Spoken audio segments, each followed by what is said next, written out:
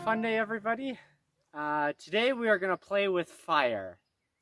Alright, so the first thing we need is some kindling. And a really good place to find that, especially when it's as wet as it is this year, is under evergreen trees like this. All these little branches on the inside are really dry. So let's go get some.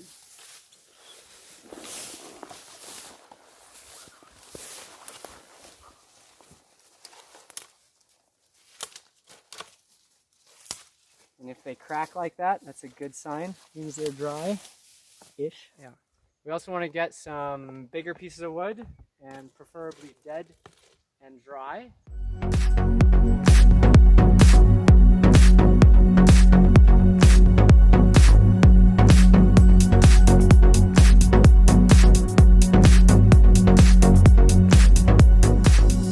Okay, so one of the ways that you can tell whether or not a tree is ready or not, if it's alive, there will be little bits of green. See, this one is still slightly alive. You can see there's a tiny edge of green around. And so the darker it is, and you can even feel like underneath it's still pretty wet and damp. So this piece of wood won't burn that well. Whereas this piece of wood has been dead for a long time. You can tell even when you peel off that there's no green edge around it. So it's very, very dead. So that means that this piece of wood will burn much better than the other one.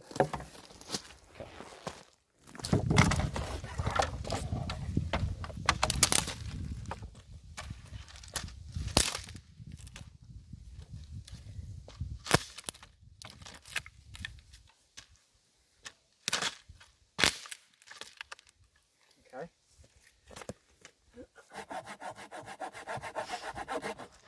All right, and I have no idea what this is called. I forget. But the more surface area a piece of wood has, the easier it burns. And the inside is pretty dry on the stick, so I'm just going to flare this out, and it should catch easier. And notice that sometimes little flares will fall off, and I want them to fall right into the fire, so I'm going to do this over the fire pit. And just going to flare each little stick just a tiny bit so we get a little bit more in the middle. This right here is called a log cabin style fire, and you notice it looks like a log cabin. This is the easiest kind of fire to make. It's way easier than a teepee style fire because teepee styles have a tendency to fall over all the time. These ones stay flat as they burn. The other advantage is that if you are outside surviving and you want to cook something, you can just set a pot right on top of here, and and your fire will hold the pot up and boil over water. Now, depending on how many matches you have, if you have a whole box like this, then you don't really need a candle, but I always carry around a candle with me because if it's wet like this and it takes a long time for the wood to catch on, it's always better to light the match, light the candle, which will burn forever, and then just stick the candle underneath. So these things are really cheap. If you ever find yourself in a survival situation, they're helpful.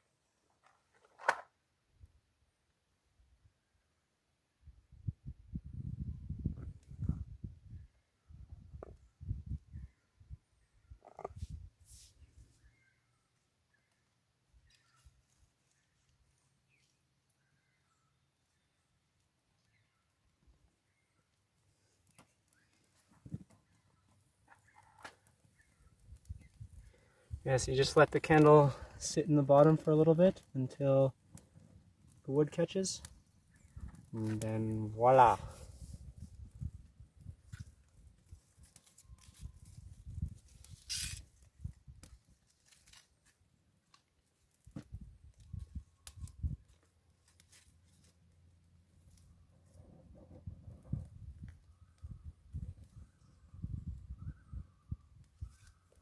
Once it's lit like this, sometimes it can be okay to blow on it a little bit to spread the fire out. Right now it's just these little sticks in the middle that are burning, and I want the outside sticks to catch.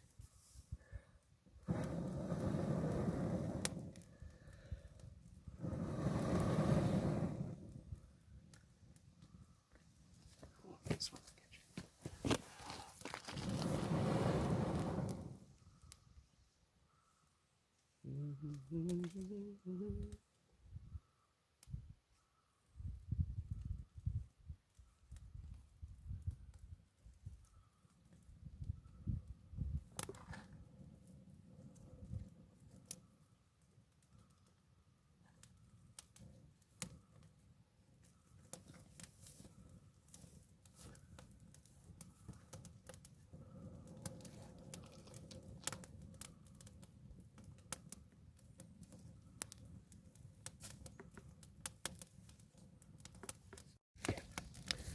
There we go. Now some of the outer branches are starting to catch.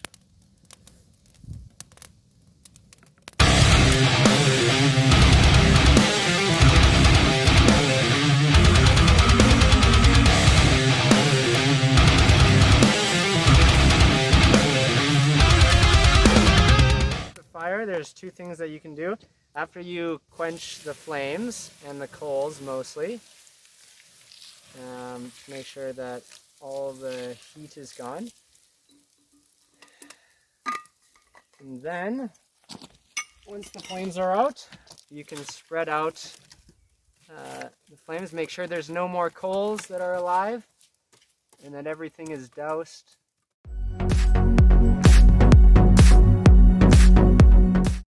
Wow, how convenient that stick is right there. I know, right?